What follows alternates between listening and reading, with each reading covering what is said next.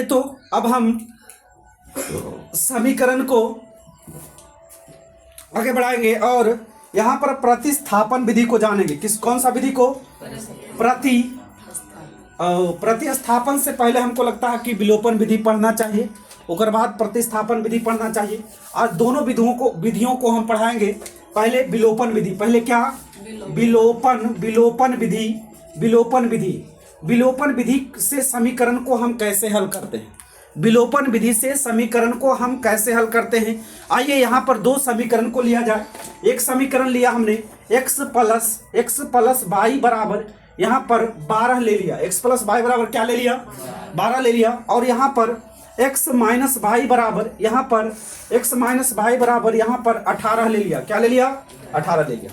ये दो समीकरण है और यही दो समीकरण को विलोपन विधि से हल कर रहे हैं। कौन सा विधि से? विलोपन विधि से हम हल कर रहे हैं। विलोपन विधि में क्या होता है बउआ? विलोपन विधि में समीकरण का जो एक पक्ष होता है, एक चर होता है, उसको विलुप्त कर दिया जाता है। क्या कर दिया जाता है?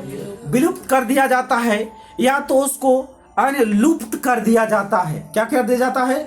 लुप्त कर दिया जाता है। कैसे भी करेंगे हम एक पद को, या तो हम x चर वाला को लुप्त कर देंगे, या तो हम y चर वाले को क्या कर देंगे?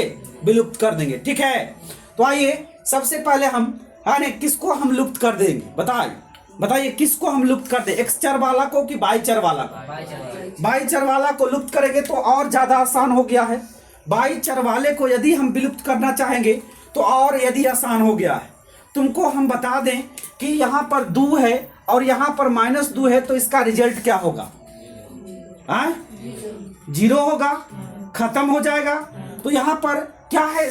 संख्या समान है लेकिन चिन्ह क्या है? विपरीत है। तो यहाँ पर भी देखिए बउआ, संख्या जो हमारा जो चर राशि है वह समान है, बाई है, लेकिन चिन्ह को देखिए क्या है? विपरीत है। तो ये देखिए, ये खत्म हो जाता है, यह हो गया विलोप। इसी को कहते हैं विलोप हो जाना, खत्म हो जाना, क्या होना? खलास हो जाना। समझ गया नहीं? आइए अब क्या है? x और x, यहाँ पर देखिए दोनों के आगे क्या है? प्लस है। दोनों के आगे क्या है? प्लस है। अब ये क्या हो जाएगा? अब तो ये प्लस है तो को x हो गया 2x बराबर इसको भी जोड़ दीजिए तो कितना हो जाएगा? अच्छा, 2x बराबर क्या हो गया? 30। 2x बराबर क्या हो गया? 2x बराबर 30 हो गया। तो x बराबर क्या हो गया?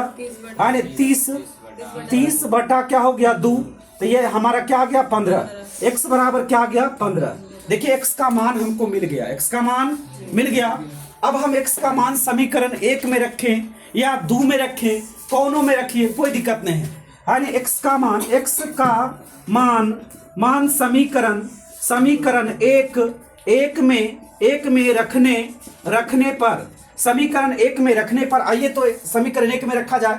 समीकरण 1 क्या है? पहले लिख लीजिए, x प्लस वाई बराबर 12। x प्लस वाई बराबर 12 है। तो आइए x प्लस वाई बराबर 12 है, तो यहाँ पर क्या हो जाएगा? x का मान हमको आया है 15 प्लस वाई बराबर क्या? 12। अब हुआ 15 होने जाएगा तब ने y का मान निकलेगा। तो यहाँ 15 को उधर भेजिए तो y बराबर क्या हो जाएगा? y बराबर 15 और माइनस क्या हो जाएगा? नहीं, 12 माइनस क्या हो जाएगा? 15। तो y बराबर क्या हो गया? बोलिए, -3। y बराबर क्या हो गया? -3 हो गया। अतः x बराबर कितना? 15 और y बराबर कितना? -3। y बराबर कितना? -3।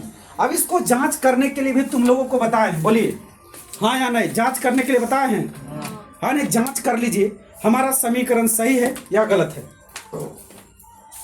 आइए यहाँ पर जांच करेंगे और जांच होगा, जांच करेंगे। देखिएगा, ध्यान दीजिएगा यहाँ पर, x प्लस वाई बराबर क्या? 12। x प्लस वाई बराबर 12।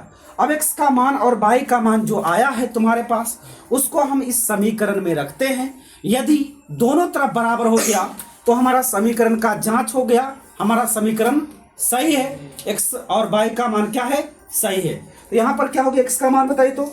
x का मान हमारा 15 और प्लस और माइनस क्या हो गया? -3 हो गया। ये हो गया बराबर क्या हो गया? 12। यहाँ पर आइए तो 15 - 3 बराबर क्या हो गया? 12। और यहाँ पर क्या हो गया? 12 बराबर 12। अब कोई कुछ बोलते रहे, हम अपना कान लेकर के रहेंगे और यहाँ पर हमारा समीकरण का ये क्या हो गया, जांच हो गया, और यह समीकरण क्या है, सत्य है। x का मान y का मान हमारा सही है, और ये हमारा पूरा प्रोसेस था जो विलोपन विधि का था। क्या था, विलोपन विधि का। क्लियर है। चलिए विलोपन विधि खत्म हो गया।